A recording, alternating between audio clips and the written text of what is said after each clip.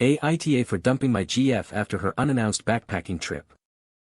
Okay, so this happened maybe 3 days ago, but first some context. Me and my, now ex-girlfriend of 3 years lived in a 2-bedroom apartment which I pay for by myself, as I make enough money to afford it and I didn't want to trouble her by pressing her with a bill for a place that is a tiny bit out of her price range. Instead we use a meter and pay the bill through my account, with her compensating her spend.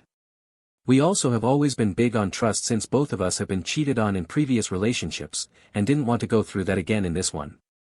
The fact that I pay solely this apartment is important as it allows her to spend her money on things like more expensive gifts and the occasional excursion for us, which of course I pay in part for.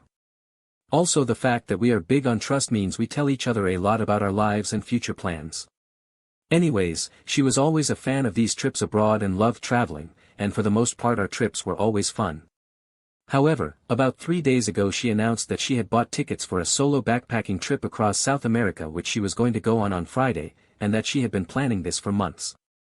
First I asked if I could come, to which she said no because she would be discovering herself on this trip, and when I asked why hadn't she told me she said because I wouldn't have allowed, or at the very least not wanted, her to go, especially alone. Which is mostly true. Well, an argument ensued and at some point I finally put my foot down. It went something like this: GF, why can't I just go explore the world and live life to its fullest? Me, you can, without me or the security of my home. Pack your bags and get out. I believe it was the right thing to do as she didn't pay for the apartment anyways, and so didn't have any right to demand to stay. Plus I was willing to give her money for a hotel for a week, which she refused.